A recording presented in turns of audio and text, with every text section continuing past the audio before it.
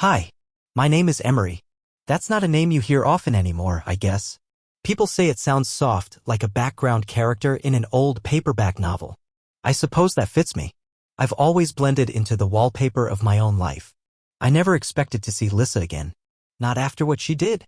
And definitely not at a work event of all places surrounded by people in suits pretending to care about performance metrics and shipping schedules.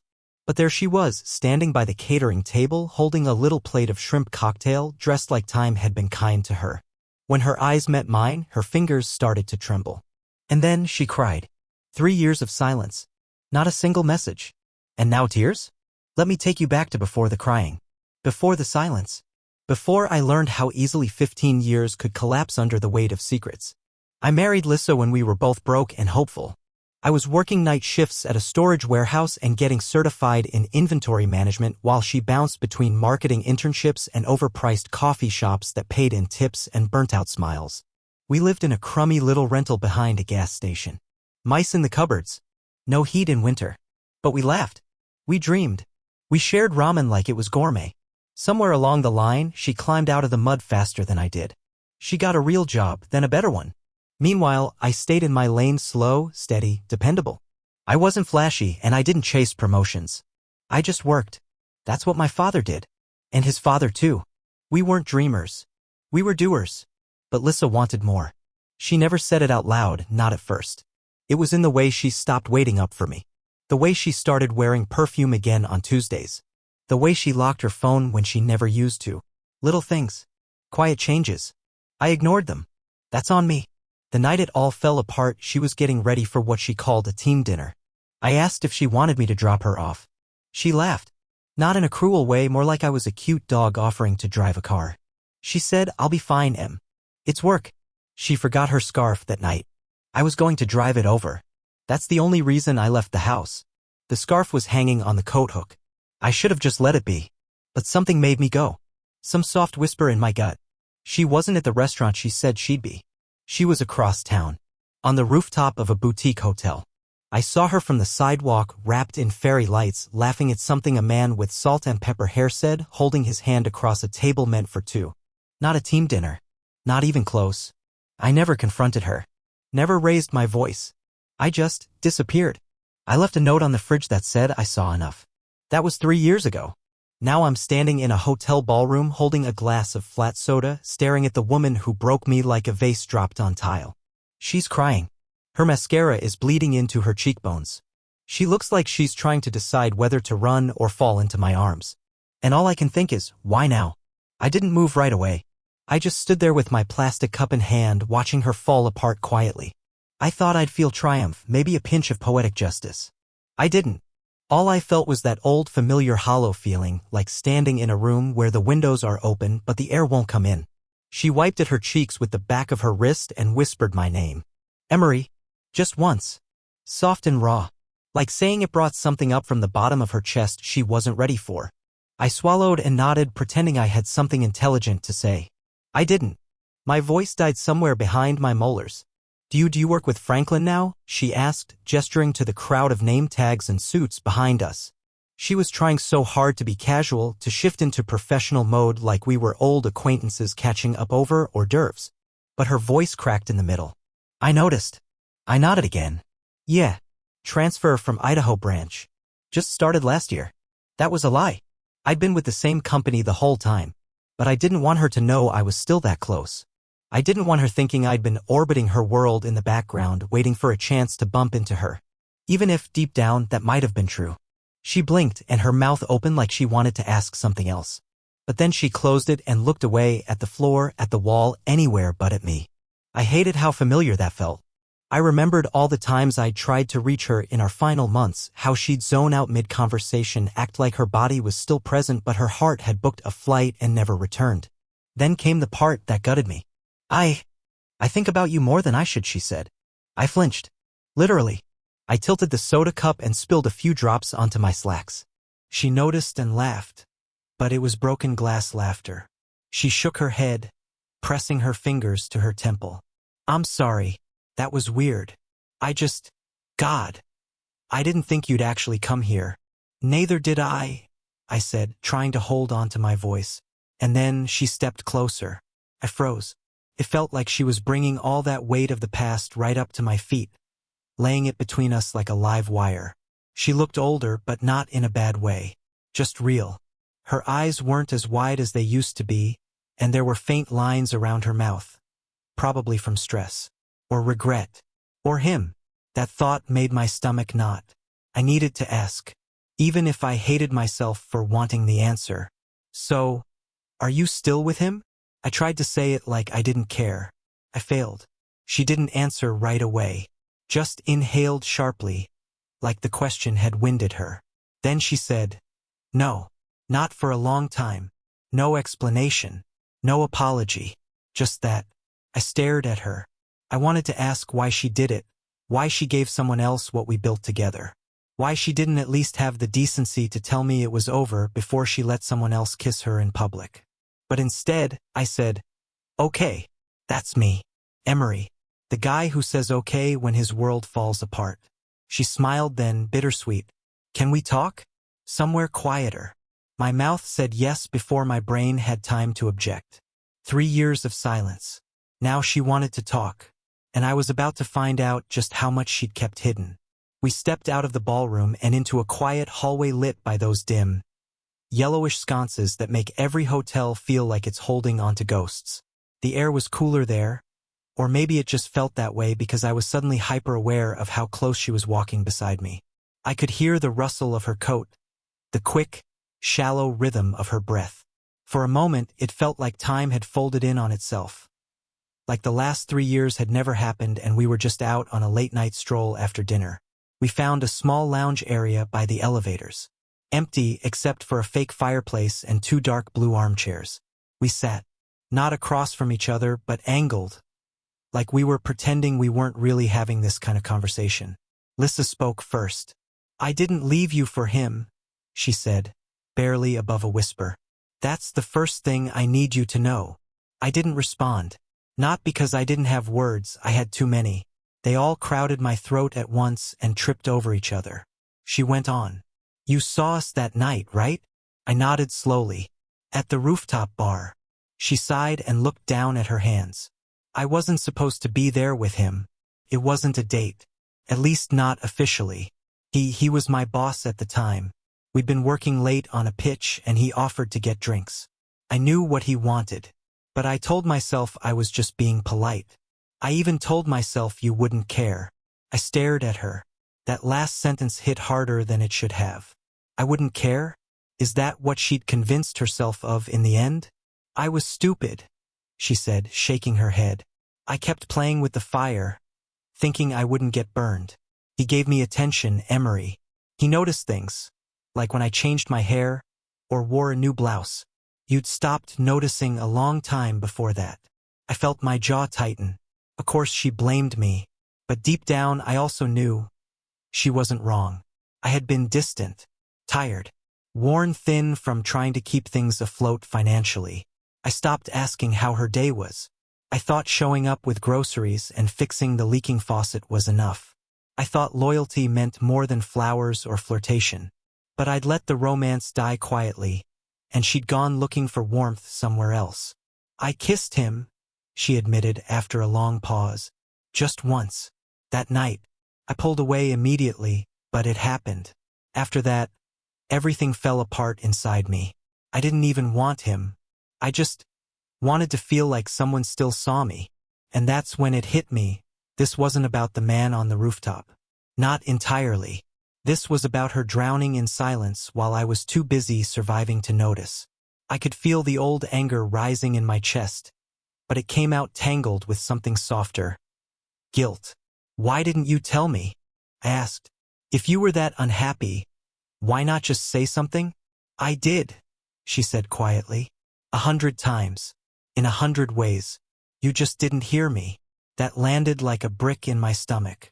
I looked away. I couldn't hold her gaze anymore. Not because I didn't believe her, but because some part of me finally did. For a few minutes, neither of us spoke. The silence wasn't awkward. It was heavy, full of all the conversations we never had when it still mattered. Then she leaned forward, elbows on her knees, and said something that chilled me deeper than anything else that night. There's something else I have to tell you. Something I didn't put in the divorce papers. I turned to her slowly. What is it? She blinked twice. Her lips parted. But she hesitated. And in that hesitation, I felt something shift. Whatever she was about to say, it wasn't just an apology. It was a secret she'd been carrying for 3 years. And I wasn't sure I wanted to hear it. I sat there, heart pounding, feeling like the air had been sucked out of the room. Lissa pressed her palms flat against her thighs, staring at the carpet as if the swirling patterns could somehow save her from having to say what she was about to say. I didn't rush her. I didn't move at all. I just waited, feeling my own fear growing teeth inside me. When I filed the divorce paperwork, she began, her voice barely above a whisper. I didn't tell you everything because I didn't think you needed to know. I thought it would only make things worse. My hands curled tighter around my soda cup until the cheap plastic creaked. Know what, Lissa? She swallowed, and when she looked up at me, her eyes were wide with a kind of trembling sadness I hadn't seen in her since before all the lies started. I was pregnant, she said. Back then. When you left. For a second, I honestly thought I'd misheard her. The room tilted a little and I had to blink hard just to keep from losing my balance in that stupid chair. What? It came out rough, almost like a croak. I found out 2 weeks after you moved out, she said quickly, like if she rushed through it, it would hurt less. At first, I didn't know whose it was. I told myself it had to be yours. It had to be. I stared at her, my mind refusing to process the words she was spilling out. But I couldn't be sure, Emery. After what happened with him, I didn't know. There it was. The real betrayal. Not just the rooftop kiss. Not just the lies about working late. This was the thing that had been rotting beneath everything else, the unspoken possibility that even our final months together had been invaded by another man. I opened my mouth to say something, anything, but nothing came out. My throat felt packed with sand. I miscarried at 10 weeks, she continued, her voice cracking. I never told anyone. I didn't even go to the hospital. I just stayed in bed and let it happen. For the first time that night, I didn't feel angry. I didn't even feel betrayed. I just felt numb. Like someone had drained all the color out of the world. Why are you telling me this now? I asked, my voice shaking more than I wanted it to. She let out a shaky breath and wiped under her eyes with the back of her hand. Because I saw you tonight and it hit me all at once, you're not the villain I made you out to be. You were never cruel. You just didn't know how to fight for me when I needed you to. I sat back, staring up at the ceiling, wondering how things had unraveled so badly without either of us screaming, without either of us throwing plates or slamming doors. It was all so quiet. So civilized. And yet the damage was absolute. There were no good guys or bad guys in our story. Just 2 tired people who stopped speaking the same language, reaching out in different directions until the distance between us was too big to cross. She leaned closer, almost pleading. I'm not asking for anything, Emery. I'm not trying to mess up your life. I just needed you to know before it was too late. I turned my head slowly to look at her. Too late for what? I asked. She hesitated, biting her lip like she regretted even bringing it up. For forgiveness, she whispered. Or at least understanding. I didn't answer. I couldn't. I just sat there, feeling the heavy, impossible weight of everything unsaid between us, 3 years of silence, 1 broken marriage, and now a truth so raw that I didn't even know if I could carry it. And somewhere deep inside, a question was beginning to form, one I didn't want to face. Did part of me still love her? I didn't sleep that night. After she dropped that truth into my lap like an unexploded grenade, Lissa left quietly, giving me one last look that hovered somewhere between regret and surrender. She didn't beg me to stay. She didn't ask for another chance. She just walked away with her arms wrapped tightly around herself, disappearing into the hum of voices and clinking glasses beyond the hallway. I sat there for a long time, feeling the low-grade buzz of fluorescent lights overhead and the dull throb behind my eyes. My soda had gone warm and flat in my hand, but I kept sipping it anyway like it might somehow ground me. I didn't move until a security guard politely suggested the lounge was closing for the night. Driving home was a blur. I barely remember the traffic lights or the turns. I just remember my fingers gripping the steering wheel so tight they ached when I finally let go. I parked outside my apartment complex and stared up at my window for a solid 15 minutes before I could force myself to climb the stairs. When I walked inside, it felt like stepping into a stranger's life. Everything was neat, clean, controlled. Exactly how I thought I wanted it. No messy arguments, no hidden text messages, no broken promises. Just silence. But that night, silence didn't feel peaceful. It felt suffocating. I sat on the edge of my bed, still in my conference clothes, replaying everything Lissa had said. Over and over. Like a broken cassette tape jammed into a player you can't turn off. Pregnant. Lost it alone. Never told me. Not because she hated me, but because somewhere, somehow, we both decided without saying it that we didn't belong to each other anymore. That realization cracked something open inside me that I thought I'd sealed up a long time ago. I thought about the little things I used to love about her, the way she hummed badly off-key while cooking, how she tucked her feet under my leg on the couch when she was cold, how she always insisted on ordering dessert for the table, even when she knew it was just for her. Those memories rushed back, vivid and cruel, like a slideshow of a life that no longer existed. And then I thought about the bad things too.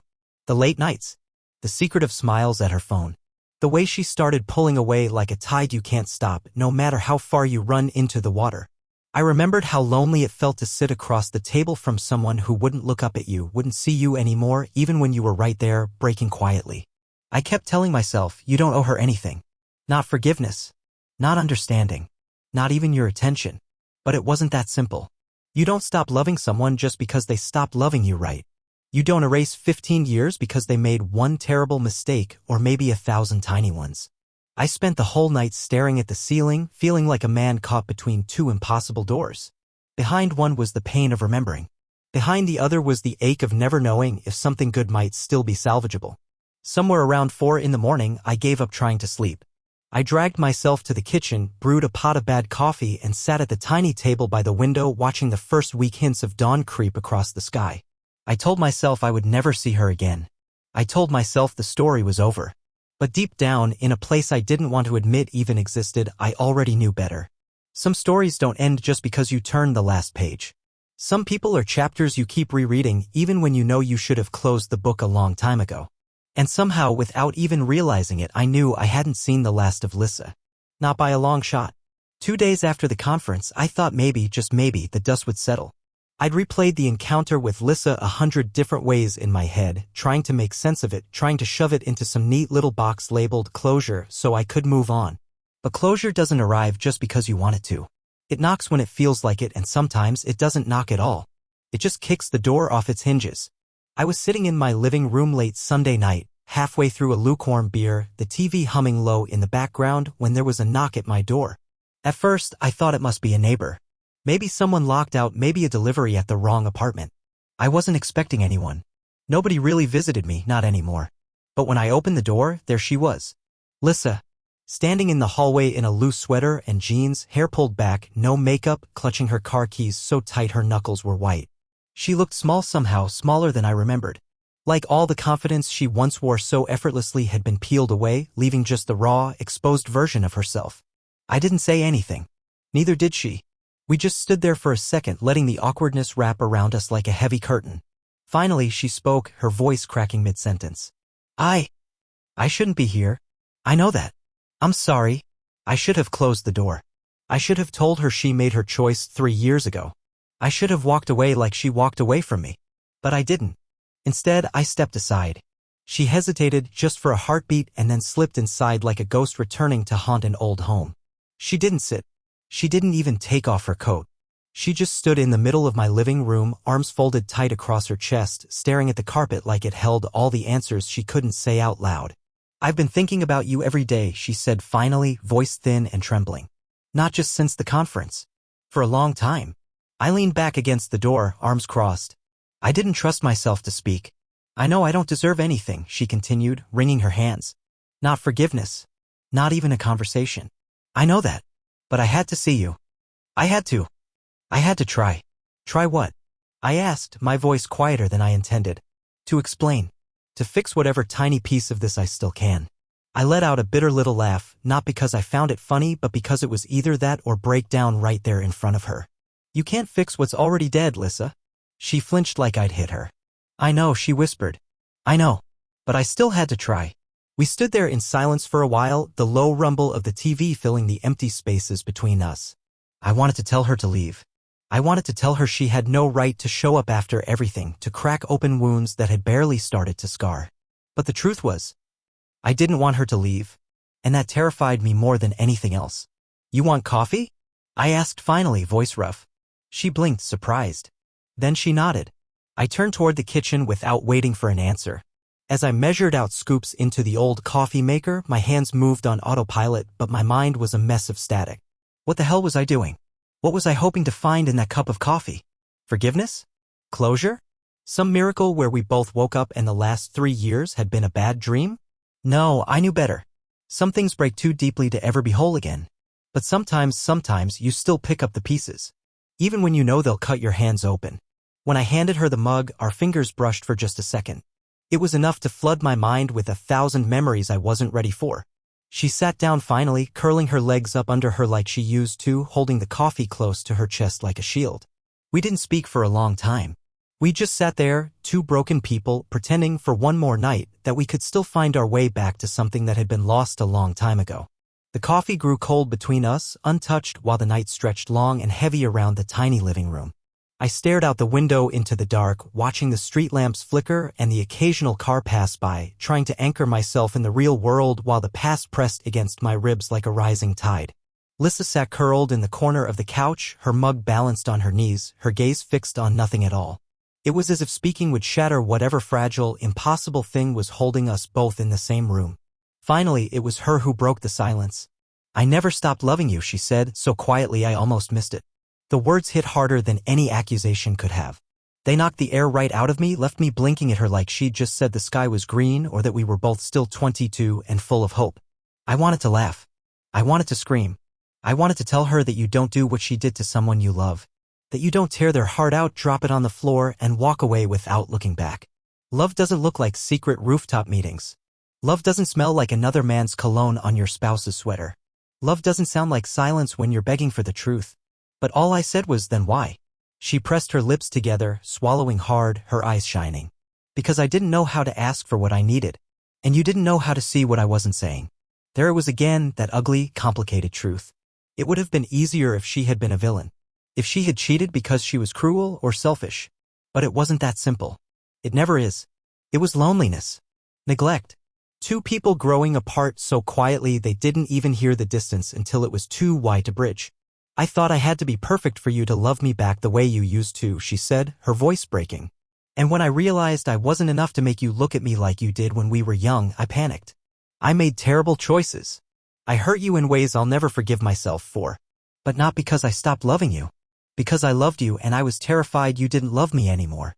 I looked down at my hands, the ones that had built a life for us brick by careful brick, only to watch it crumble because I didn't notice the cracks forming until it was too late. I wanted to tell her that it wasn't all her fault. I wanted to tell her I had seen her, but maybe I hadn't understood what I was seeing. I saw her tired smiles, her restless sighs, her distant eyes, and instead of reaching for her, I had built walls around myself, thinking I was protecting what we had. All I'd really done was lock her out. Neither of us were blameless. Neither of us were innocent. We were just human. Frighteningly, tragically human. "I'm not asking for anything," she said again, voice hoarse. "Not another chance. Not a redo. I know I don't deserve that. I just needed you to know the truth before." She trailed off, her gaze dropping to her hands. "Before what?" I leaned forward, feeling the hairs on the back of my neck prickle. "Before what, Lissa?" She hesitated, her breath catching. Then she looked up at me with a kind of heartbreaking gentleness I hadn't seen in years. "I'm moving," she said. "Across the country. Next month. New job. New everything. I won't be back here. Ever." It hit me harder than it should have. I thought I'd closed the chapter. I thought her leaving wouldn't matter anymore. But somehow, knowing she was really disappearing, knowing there would be no more accidental meetings, no more awkward conference run-ins, no more unexpected knocks at my door, felt like losing her all over again. And worse, it felt like losing a piece of myself I hadn't realized was still tethered to her. "I needed you to know before I go," she whispered. "Because after this, there's no coming back." I sat there, heart pounding, staring at the woman who had broken me and loved me and ruined me and saved me, sometimes all in the same breath. And I realized, with a dull kind of sadness, that this wasn't about getting her back. It was about letting her go. Finally. Completely. The right way. And it was a goodbye I didn't know if I was strong enough to say. For a long time, we sat in that little room filled with old memories and stale coffee and all the words we should have said years ago. Lissa stared into her cup like it held the future. I watched her, feeling the strange pull of everything we had been, everything we lost, and everything we could never be again. I thought about telling her no, that I didn't want to hear about her new life, her new city, her new adventures without me. I thought about asking her to stay even if it was selfish. But in the end I did what I had been too afraid to do when it really mattered. I let her go. I'm glad you told me, I said, my voice steadier than I felt. I'm glad you came. She smiled then, a real smile, small and trembling but honest. It was the kind of smile I hadn't seen since the early days, before life and fear and pride built walls between us. I'm glad too, she whispered. I stood up first, setting my mug down with a soft clink. She followed, setting hers next to mine. For a moment, we stood close enough that I could feel her warmth, smell the familiar vanilla scent of her shampoo, hear the quick little hitch of her breath. And then, without asking permission, without needing it, she stepped forward and hugged me. It wasn't a desperate hug or a pleading one. It was soft, final, forgiving. I closed my eyes and hugged her back, letting the years fall away for just a heartbeat, feeling her shoulders shake against mine as she cried quietly. I didn't try to stop her. Some tears are necessary. Some tears are cleansing. When she finally pulled back, her cheeks were wet but her eyes were clear. Lighter somehow. Like a burden had been lifted. You'll be okay, she said, squeezing my hand one last time. You always were stronger than you knew. I laughed, a real laugh this time, low and a little broken but honest. Yeah, maybe.